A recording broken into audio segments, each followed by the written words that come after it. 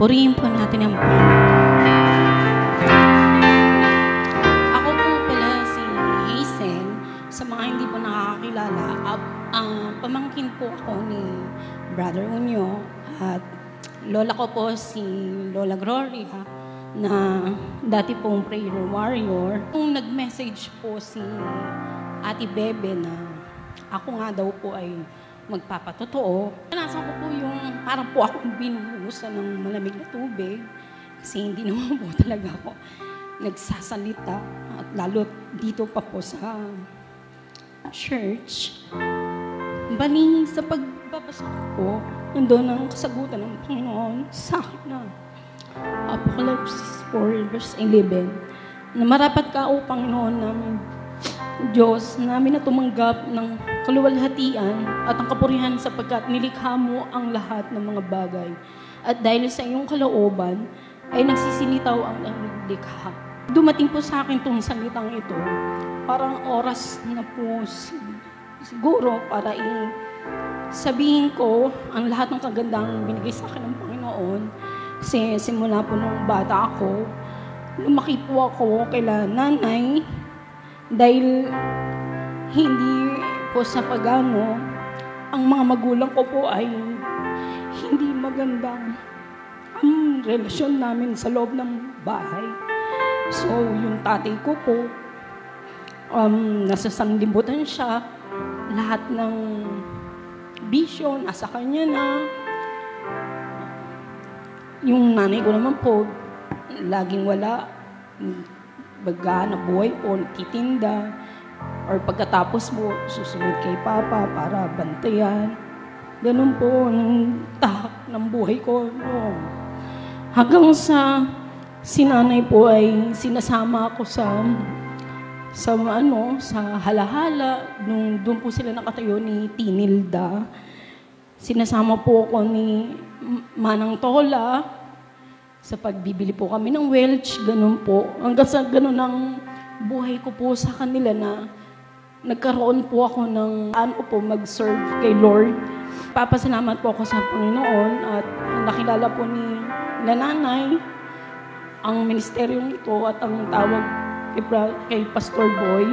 Time po na nagkakaroon na po ako ng pagdadalaga, medyo malayo na po kasi yung bahay nila nanay, dun sa eskwelahan po sa Anahasa. So, ang nangyari po, bumalik ako kila mama, kila papa, dun po sa bahay na inuupahan namin noon. Nandun po yung mga pagsubok na talagang papasok po ako sa eskwelahan na walang kakainin. Nandun po yung titinda po ako para may pambaon. Hanggang sa karoon po kami ng tatay ko kasi against dun sa pag-aatin ko every Sunday dito or pagdala sa akin yung nanay sa halahala. Nagkakaroon kami ng tension ni Papa kasi hindi niya nauunawaan na Diyos na aking pinaglilingkuran ay Diyos na buhay din na kasama sila nanay. Nagdalaga ako. Nakilala ko po si Gilbert, yung asawa ko po. Kasamahan po siya ni Papa sa trabaho. Parang yung hindi ko po naranasan, kumbaga po parang father image, yung pag-asawa po ko wala sa oras kasi yung tension nga po nung sa magulang ko, nagkakaroon na po kami kasi magulo po yung buong buhay po namin sa loob ng bahay. Sabi ko kay Lord, kung bibigyan mo sana ako ng magiging partner, yung magkakaroon ng takot sa Panginoon. So, naalala ko po yung sinabi ni Pastor Boy na yun na kung mag-aasawa kayo, pumili kayo ng makakaisa nyo sa paglilingkod sa Panginoon. Yun nga po, nag-asawa na ako. Nag-start po kami dun sa bahay na dapat po ay sa magulang ko na binigay nila Nanay Gloria. Since nag-usap po sila nanay, tatay at si Tita Elay na kami na daw po ang magsimula doon kasi hindi naman daw po kaya ng mga magulang ko na ipatayo yung lote. So, yun po, pinaliwanag ko kay Gilbert. Kinausap po siya siguro. Yung po pala, may purpose si God na mas mapalapit kami kasi isang bahayan po nila nanay. Yung may takot po sa Panginoon na ano po ang buhay namin. Tapos po noon, nag-start na po siyang mag-abroad. Unti-unti po namin napagawa yung bahay. Hanggang sa nagkaroon na po ako ng 3 anak.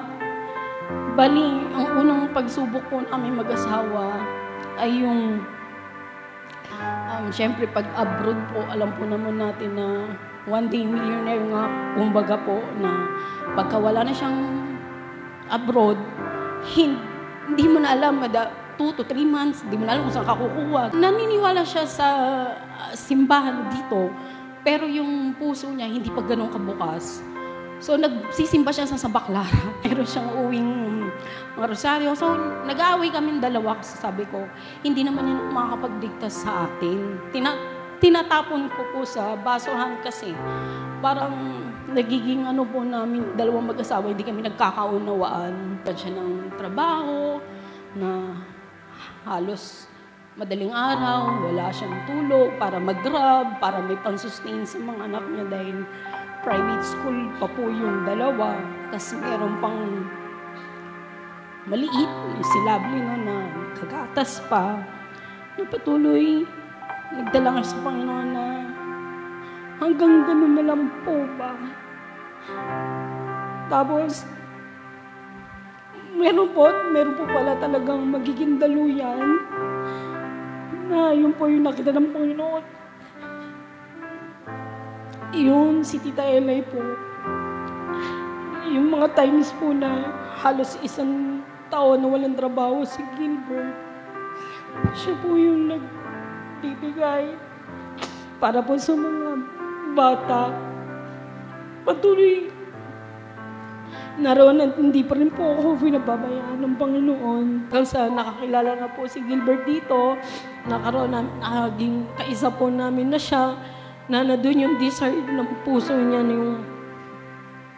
yun po pala sa problemang yon, yung pag hindi niya pag-alis, nag-stay sa Pilipinas na isang taon, makakakilala pala siya sa Diyos. Nakita ko yung pagbabago niya na umati na siya tuwing Sunday, tapos pagka-krusada, sa Teresa po ata yun, na after work, siya pa po yung magdadrive, manghiram kami ng sasakyan dun sa amo niya, para po umatin ng crusade. Tapos po, naalala ko po yung mensahe ni Pastor Nep na, learn how to be alone with God. Bali, yung times na po yun talaga na walang kami. Nagbigay po ako ng laan sa Panginoon na pagkayahatid ko yung mga bata sa school, dala-dala ko yung Bible, nagbabasa po ako kahit sa kalsada or kahit sa may karinderya nung malapit sa school nila. Inihiling ko sa Panginoon na, Panginoon, pagpalain mo naman po kami ulit kasi ayoko na lang po yung nangyayari na halos hindi po yung mga bata po ako sa pag-aaral. Hanggang po sa pagbabasa ko ng Bible, bigay kasagutan po ako ng Panginoon ng Pilipos 4 verse 11. Huwag kayong mga balisa sa anumang bagay, kundi sa lahat ng mga bagay pamamagitan ng panalangin at daing na may pagsasalamat at ipakilala ninyo ang inyong kailangan sa Diyos. Bali, sakto po yung pagbasa kong yun. May rainbow po talaga na malaki. Tamat ako sa Panginoon kasi alam ko yung tipan niya, sinagot niya yung panalangin ko. Nais po ni Gilbert talaga pumunta sa US, kaya ganun po katagal yung paghihintay namin. So, naging po sa akin is yung seed paid. Bali, nag-seed paid po ako noon para maidalangin po yung pag-alis ni Gilbert, yung makasama siya sa aalis. Tapos pag-abot ko po kay T. Oaklet, pinapunta po ako kay Pastor Boy. Tapos, yun nga po, nasabi yung, na panalangin na ganito. Sabi ni Pastor Boy sa akin na, pagpatuloy ka kasi sa tamang oras, ibibigay ng Panginoon yung desire ng puso mo. Nag-start na po yung himala kay Gilbert. Nagili na po ng, bali 82 po yung mga nag-testing, 40 lang po yung papasa. 14 yun, hindi pa siya nakasama. May dalawang hindi nakapasa dun sa testing. Humugot po ulit dun sa kanila na at that time, nakasama na po siya. Tapos purihin po natin ang Panginoon. Nakasama po siya po. Lumok din po ako sa seed paid dun sa pagbibigay sa Las Piñas. Doon po yung pupunta ko sila Tinilda, si Ninang Raquel. Okay po. Hanggang sa, eto na naman, eto pong si Satanas ay talagang mangangasar. Nung sumunod na punta po nila Tinilda, sabi sa akin ni Satanas, magbibigay ka na naman, wala ka na nga ganito. Yung sa time na gate na bubuksan ko na, bubulungan ako ni Satanas na, ang laki niyan, di ka ba nanginayang? Andun yung babalik yung paa ko na, nga, ganun. Pero salamat po sa Panginoon, nakapagtagumpayan ko po yung pag-aasik na yon na sa tulong po ni Tita Rowie, na ginabayan po ako. Sinabihan niyo po ako tungkol sa pagbibigay na si Lord po ang magbabalik. Bibigay po sa Las Piñas po ulit. Na po ako magbigay, kaso at that time po kasi talagang yung trabaho po kasi ni Gilbert, parang nag-aano po kasi 8 months lang po yung binigay sa kanyang working visa. Ibibigay ko, pwede po bang kalahatin na lang po muna kasi buwan-buwan po kasi ang remittance. Hindi daw po ako daw po ang mag-decision kasi ako at ang Diyos naman po yung bagay na yon. Gabi po na yun, nanalangin ako. Sabi ko, Panginoon, kalahati lang po muna ang kaya kong ibigay. Nato po yung sa akin na, bakit ka natatakot? Ayun po yung dumating sa kalooban ko. Kaya nung kinabukasan po, po ako ng, hindi ko po mapaliwanag na liwanag. Yung pagkasabi niyo po nun, dumating sa isipan ko na bakit ako natatakot. Dumating po yung liwanag na hindi ko po maintindihan talaga. Kasi yun po, salamat sa Panginoon na ibigay ko po yung buo. Lahat po ng hinasik ko ng yun, binigyan ako ng reward ng Panginoon. Which is yung na-extend pa po ng working visa si Gilbert na patuloy, na ayun yung dinadalangin ko, kaya nagahas din ako ng adventure, yung second hand, na yun po pala ay gagamitin namin para sa krusada. Ayun po yung naging service namin para po sa krusada nga po. Tapos, yung year 2023 po, yun po yung ni Pastor Rocklet na God's favor, yung kung ano yung gusto mong hingin sa Panginoon, hakbangan at konting tapang. Inakbangan ko po na kasi ninanais po namin magkaroon ng bagong bahay dahil lumalaki na po yung mga bata. Naghanapan na po kami dito sa Binangonan, which is na, kung tutuusin po, yung hawak ko ay hindi sasapat para sa mga presyong tinitingnan. Tapos humingi po ako sa Panginoon kung itutuloy ko pa po ba yung ganong paghanap ko. Habang nagbabiyahe po kami nung kapatid ko si Mark, nakakita po ako ulit ng rainbow. Sabi ko, God's approval. Naghanap po kami ulit. Anuhan po kami nung mayari. Ito, pinakita niya. Ganito, apayag naman siya sa magiging sistema na ibibigay ko muna. And the rest is, na lang daw, kahit hulug-hulugan ko.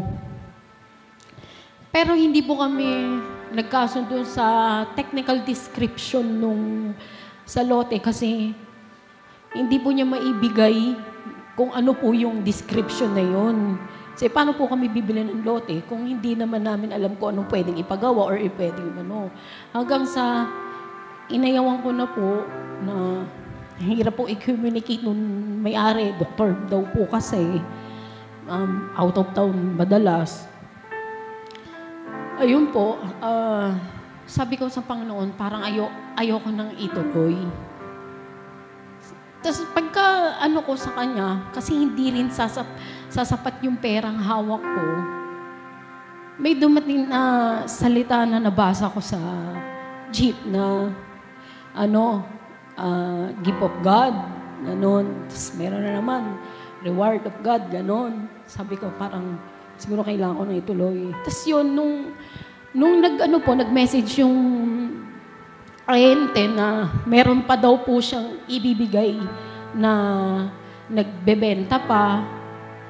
Yung pagtingin po namin yun, nag-usap kami ni Gilbert, kaso cash po gusto nung mayari. Nakita ko po yung place nung lote is nasa taas po talaga. Bali sa Green Ridge po ito. Nasa taas po yung place na yun.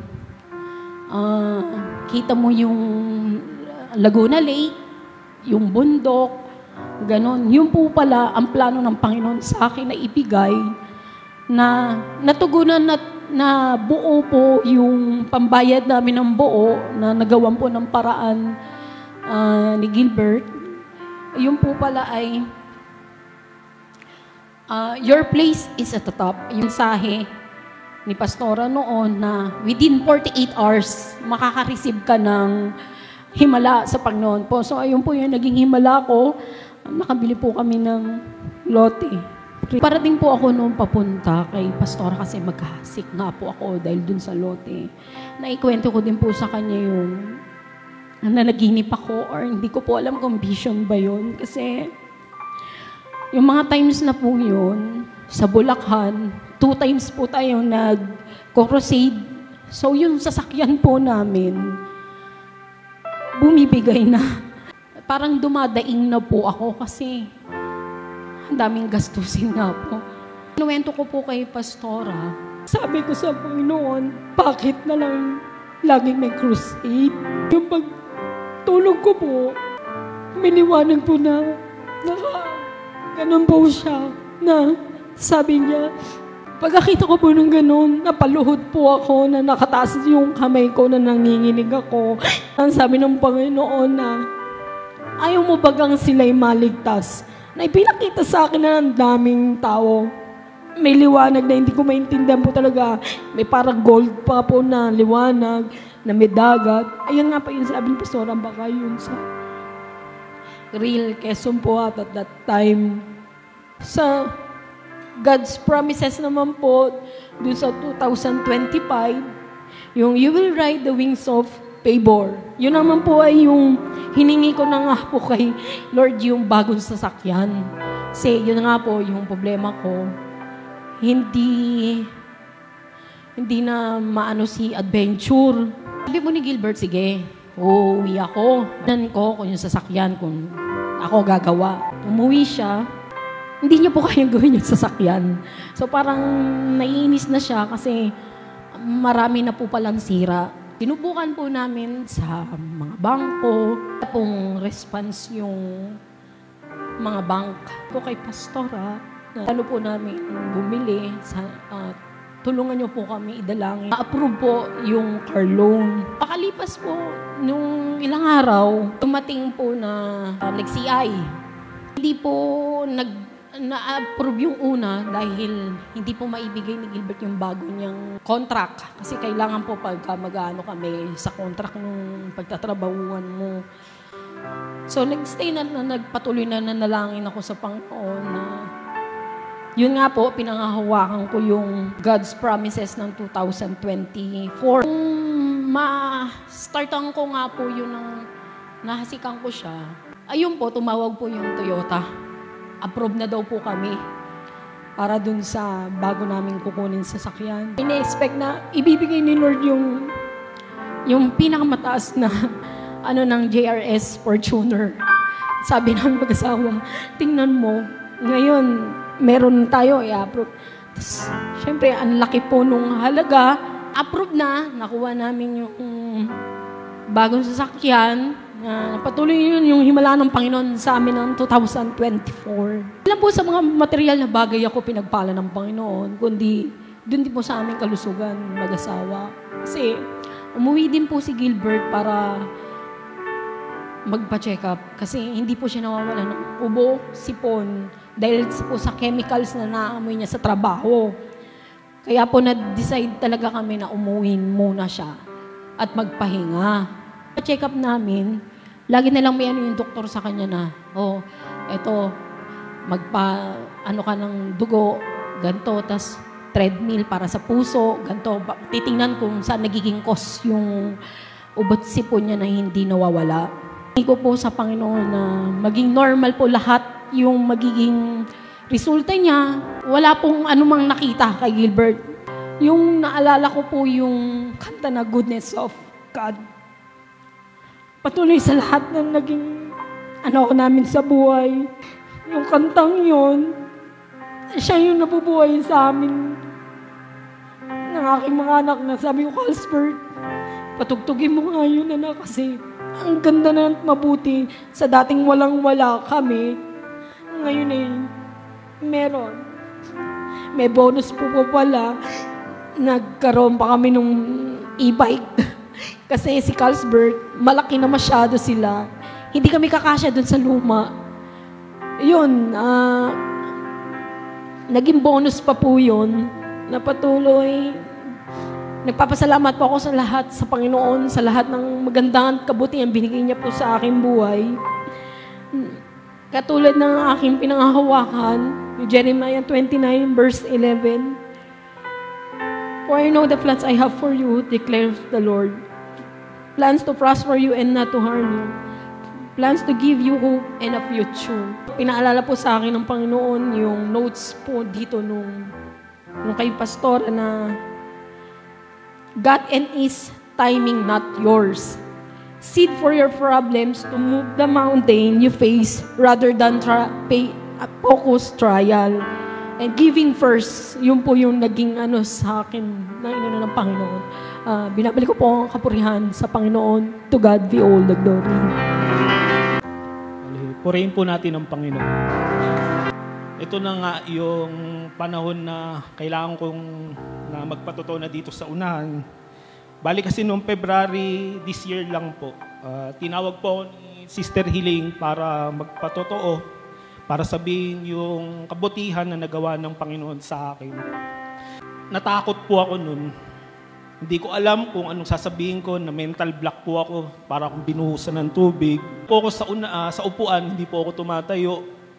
Kasi yun nga po, may nagsasabi sa akin, wag kang tatayo. Hindi mo alam kung anong sasabihin mo. Noon, March 1, bali, umalis po ako, pumunta po kami ng Maynila. Bali, iniisip ko po yung nangyari dito na yung sa pagpapatotoo ko nga po. Bali, pagpunta po namin sa isang mall sa Maynila, may nabasa po akong Bible verse na sa mga awit 27:1. Bali, pag uwi ko po, inanap ko kaagad kung ano po yung ibig sabihin nun. Pinicturan ko po. Tapos ito po yung nakalagay sa Bible na ang Panginoon ay aking liwanag at aking kaligtasan. Kanino ako matatakot? Ang Panginoon ay katibayan ng aking buhay. Kanino ako masisindak? Bali yung po, nung nabasa ko po yung Bible verse na yun, bigla po napawi yung takot ko. Sabi ko, kailangan ko daigin to. Tapos yun, bigla pong nagbigay si Tihiling sa akin ng isang t-shirt. Bali, di ko po nasuot, nakalimutan ko po. Yung Fly Like an Eagle, na ang ibig sabihin po na dumating sa akin na lahat ng takot sa iyong buhay, kailangan mong lagpasan. Mas unahin mo yung kabutihan ng Panginoon na ginawa sa iyong mga buhay. Purihin po ang Panginoon.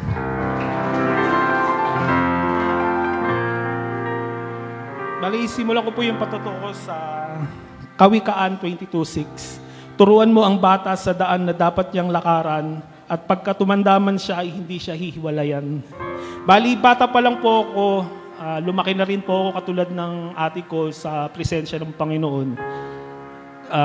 Ganon din, lagi ako sinasama ni nanay tuwing magsisimba dito sa unahan. papaupuin niya ako sa pwesto ng prayer warrior. Katabi ko po si nanay, si Sister Raquel, tsaka po si Sister Nilda nun. Bali, ang ginagawa ko lang po dyan, matutulog lang po ako, makikinig, gano'n. Di ko po pala alam na yun na pala parang training ground sa akin ng Panginoon para mas maunawaan at makilala ko pa po siya ng lubusan. Bali, isa po ako sa unang batch ng Miracle Academy po.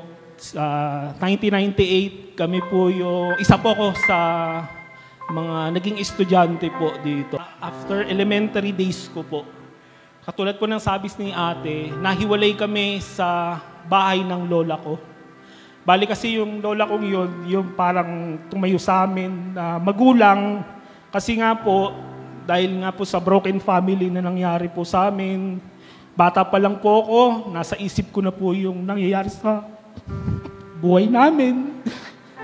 Na makikita mo yung tatay mo, uuwi na lang, maghahanap ng pagkain, tapos mananakit pa. Bali po, dahil doon, nakalimutan ko na po kung ano po yung nasimulan ko dito. Hindi ko na po alam kung anong gagawin ko. Hanggang sa isang araw, nagkaroon po ng crusade sa Barangay Kalayaan, dito rin sa Angono. Bali, sinabi sa akin ng lola ko, "Apo, umatin ka. Katulad ng ginawa mo nung bata ka." Sabi niya sa akin, sama-sama natin purihin ang Panginoon na kahit anong hirap na danasin, kaya niyang baguhin lahat ng mga sitwasyon sa ating mga buhay. Ayun nga po, naka-attend ako, nakita ko po yung mukha ng lola ko na masayang-masaya siya kasi naka-attend po ako sa krusada po dun sa Barangay Kalayaan po. Bali, after po noon, 2011, bago po kunin ng Panginoon si nanay, ako po kasi lagi niyang kasama sa bahay. Parang ako po yung nag-aalaga sa kanya. Maya-maya po, abang nakahiga siya, bigla niya akong tinapik. Sabi po niya sa akin, "Apo, basahan mo naman ako ng Bible." Ayun yung sabi niya sa akin. Yun naman po, binabasahan ko po siya. Hanggang sa mga isang linggo na lang po, bali pumunta po ang Pastor Boy, tsaka po sila, mga prayer warrior po dun sa tinutuluyan po namin ng lola ko. Bali, nakita ko po yung, yung mukha po ng lola ko na umaliwalas po. Bali, iniisip ko kasi nun, yung panahon na naghihirap yung nanay ko, bakit wala yung sa church? Sabi ko, naglilingkod naman yung lola ko, bakit parang nakalimutan na siya? Bali, ayun po, naitanim ko lang po yung sa isip ko. Hanggang sa, ayun nga po, isang beses, dumating po sila Pastor Boy dun sa bahay. Bali, nung mabalitaan ko po yun, nilinis ko po talaga yung surrounding, yung lugar po na kung nasaan po si nanay. Inis-is ko pa po yung mga kisame. Dahil isang beses narinig ko na kapag ang mga pastor ng Panginoon, ang mga ginagamit ng Panginoon ay pumunta, nandoon din ng Panginoon na kasama nila na pupunta dun sa bahay. After nung mawala si nanay, ganun pa rin ang sitwasyon. High school ako noon. Nagpatuloy ako sa sanlibutan. Isang beses yun, sumasama ako sa bahan ng Katoliko. Nagkakabit kami ng banderitas. Ayun yung naalala ko. Nakikisaya ako. Sumasama ako sa parada. Nung ginagawa ko po yun, may kumakatok po sa loob ko, na tama ba yung ginagawa ko? Kasi hindi ito yung nasimulan ko nung bata. Bali, mas lalo pa pong parang hindi naman po sa pagiging na parang naging rebelde. Bali, 2013 po yung start na malaman namin na yung tatay ko mayroon pong kinakasamang iba. Bali, nagdilim po yung paningin ko nung gabing yun. Gusto ko po siyang saktan, ganun. Pero meron pong umaawat sa akin. So, inisip ko, habang nagbubulay-bulay ako, baka yun yung Holy Spirit na umaawat sa akin na wag kong gawin yun kasi isa sa utos ng Panginoon ay igalang mo ang iyong mga magulang. So kahit anong sitwasyon yung naranasan namin nun, patuloy akong dumalangin na lang sa Panginoon na sana magbago siya, magbago yung buhay namin, na palipat-lipat kami ng bahay kasi di mo alam kung saan kami kukuha ng source ng paggagalingan ng mga gastusin. College days. Isang pagsubok po yung dumating sa akin kasi 2014 dapat po gagraduate na ako ng college. Bali, may po akong isang subject na bumagsak. Nung time na yun, sabi sa akin nung kakilala namin na kapitbahay, meron po kasi isang santo na nakahiga. Bali sabi, hawakan mo yan. Tapos idalangin mo sa kanya kung ano yung gusto mo. Na sana pumasa ka sa ganito. Pero wala pong power na nangyari. Hanggang isa, bumagsak nga po ako. Bali, naisipan ko na po noon na bumalik na ulit sa bahay ng lola ko doon sa Blooming na kasama yung pamilya ko. Kasi meron kaming maliit na tindahan sa may Kalayaan na dati rin pong bahay namin ng tiyuhin ko. Talaga pong humiwalay ako sa kanila kasi nandoon nga po yung layo ko sa sanlibutan. Inom dito, inom doon. Sasabihin ko sa magulang ko, Ma, may thesis kami. Bali, kailangan namin siyang tapusin. Pero ang gagawin ko po noon, iinom lang po kami ng alak. Ngayon lang po niya yung nalaman. Humingi ako ng tawad sa Panginoon. Kasi yung dating buhay na pinaranas sa akin at pinalaki sa akin ng aking mga lola ko, tsaka si Tita Elay, nakalimutan ko na. Kaya nga po noong 2015, na-revive po yung pagiging born again ko dito kasi umatin po ako uli. Unti-unti, sumasama po ako sa pagsamba kala mama. Nandudol lang po ako sa labas, pakain-kain ng fishball. Tapos noon, isang beses, after service, nakita po ako ni Pastor Boy dun sa gate. Pagsabi po niya sa akin, ikaw pala yan, Joseph. Tapos, ang isa pong sinabi niya sa akin, magpatuloy ka. Yun, nakangiti po niya yung sinabi sa akin. Tapos, after next week, service again, pinatawag ni Pastor Boy yung mga kabataan sa unahan. Bali ako, nandudol lang talaga ako sa labas. Ayaw kong pumunta sa unahan kasi nahihiya nga po ako. Na yung pinatawag niya kasi yung mga kabataan sa unahan na yun kasi magkukrusade sa Mambog, Binangonan. Bali, dahil nga po sa panahon ngayon, Joshua generation, yung mga kabataan po yung magiging daluyan para po sa magiging krusada po.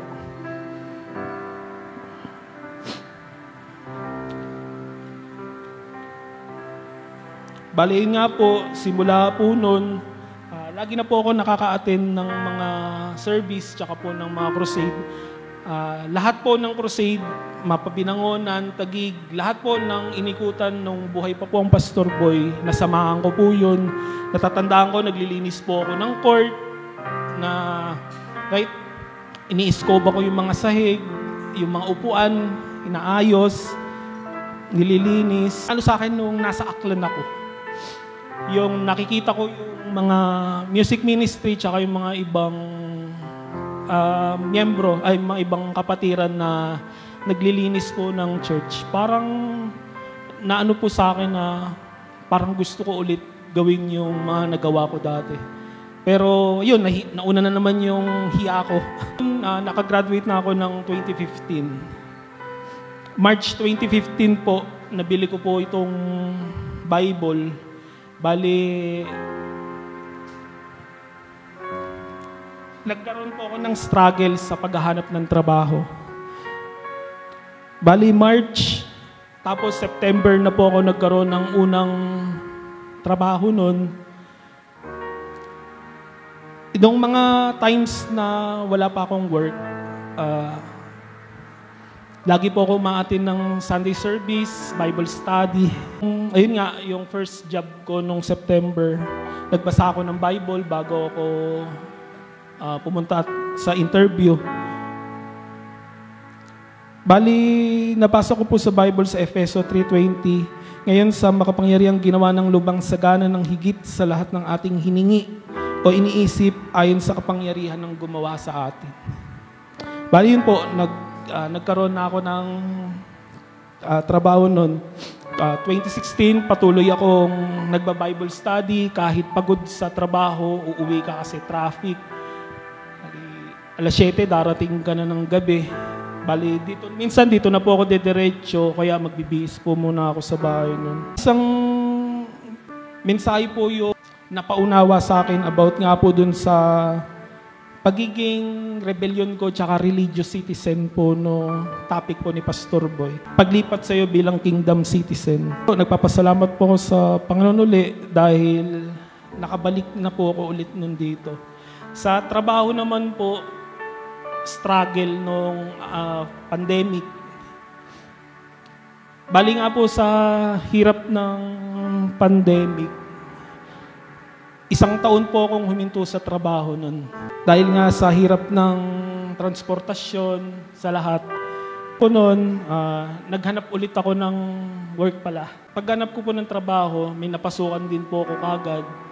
Kaso mga after 6 months, sa posisyon na nakuha ko, meron pong sumasabotahe sa akin na wala po akong Cisco certification na sa trabaho, bakit nakuha ko yung posisyon na yun. Alisan ko po ulit yung trabaho yun kasi nga po may nanggigipit sa akin hanggang sa kumuha po ako ng Cisco certification. Unang take ko po, bagsak. Nagbulay-bulay po ako, bakit ako bumagsak nun. Hanggang sa, may dumating po sa akin na sabi, mag-seed ka. Bali yun po, pag-seed ko po nung ganon, after 3 months of training, dun po sa Cisco certification, nakuha ko rin po yung skill, yung dagdag sa Cisco. Bali, hindi na po ako bumalik nun sa company na, kasi sabi nila sa akin, kuhanin ko lang daw yung gantong certification, tapos pakita ko lang, yun, pwede na ulit akong bumalik nun. Pero, hindi na po ako bumalik, bali, naghanap na lang po ako ng ibang trabaho. Bali, sa paghanap ko po dun sa isang company, nagulat ako kasi nandun din yung nanggipit sa akin. Sabi ko, nako, ito na naman, labanan na naman to. Parang di ako inihiwalayan.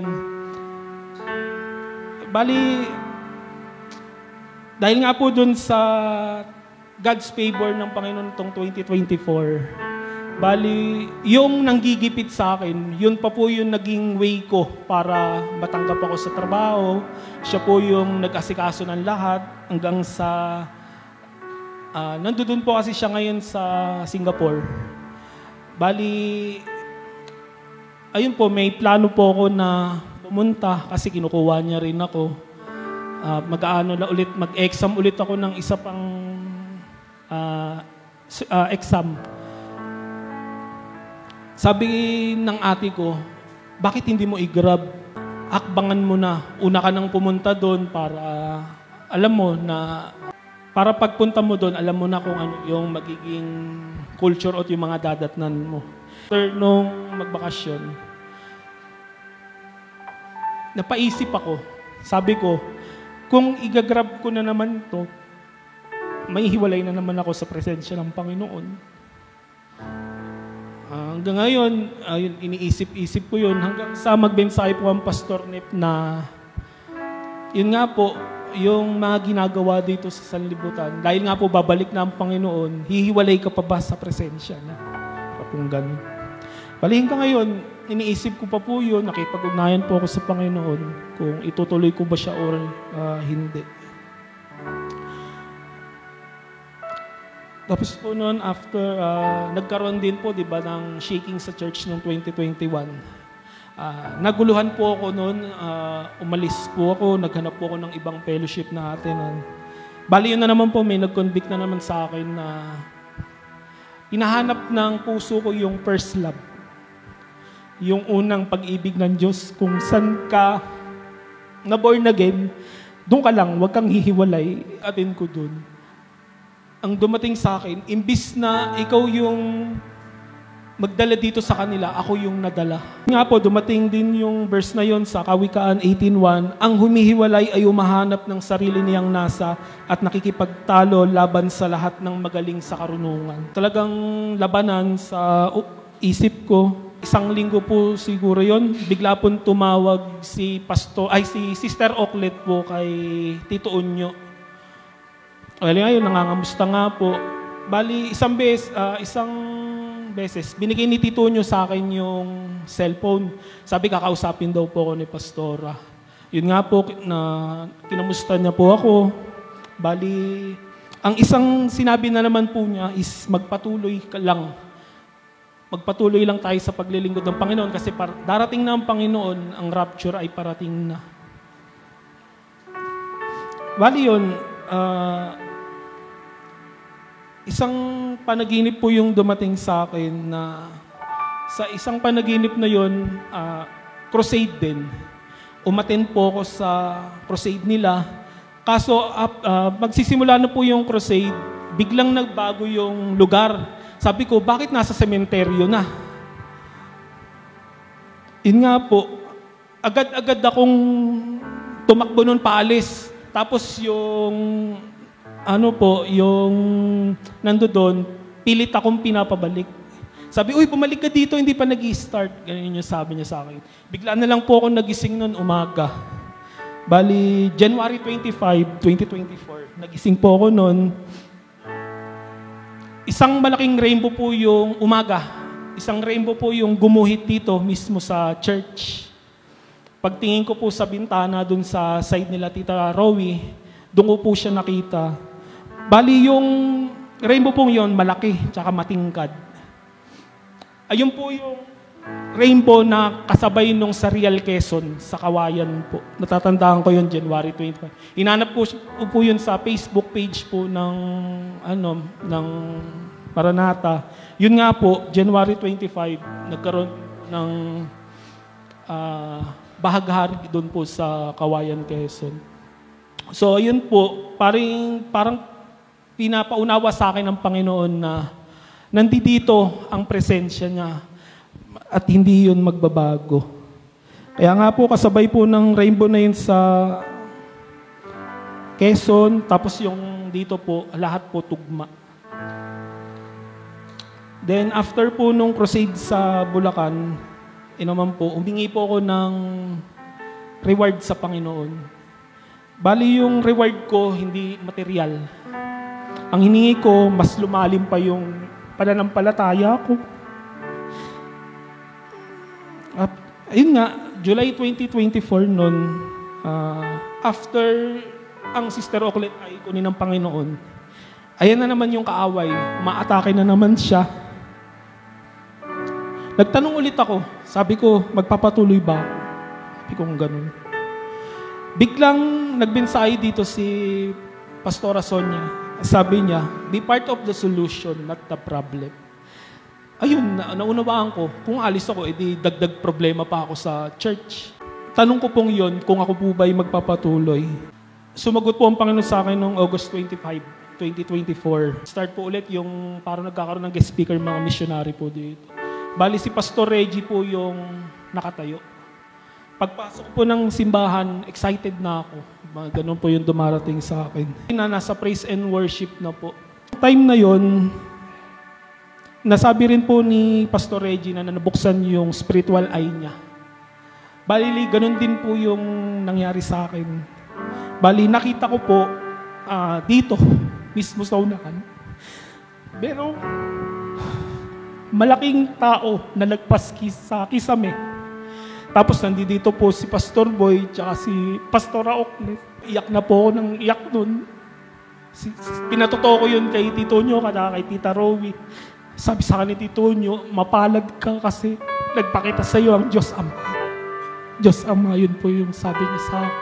Patuloy pa po yan dahil ang mensahe po is about God is a good covenant ni Pastor Reggie po, na nagpapatunay na ang tipan ng Diyos kay Pastor Boy dito sa Maranata ay hindi babago. Pagbubulay-bulay ko po sa patotoo kong to, yung salitang magpatuloy, yun po yung nabuhay sa akin. Kasi simula pa lang sa lola ko, narinig ko na yung salitang yon. Kay Pastor Boy, narinig ko na rin. Tapos narinig ko rin kay Sister Oklet yung salitang magpatuloy. And after dito, may nakita akong word, magpatuloy. So talaga lahat po, nagpatuloy ay iisa sa pamagitan po ng Holy Spirit. Kaya po sa halip na magtiwala po sa ating puso, hayaan po natin yung puso natin na magtiwala sa Panginoon. So kung ano po yung i-leading niya, yun po yung sundin natin. Bali, yun lang po. To God be all the glory.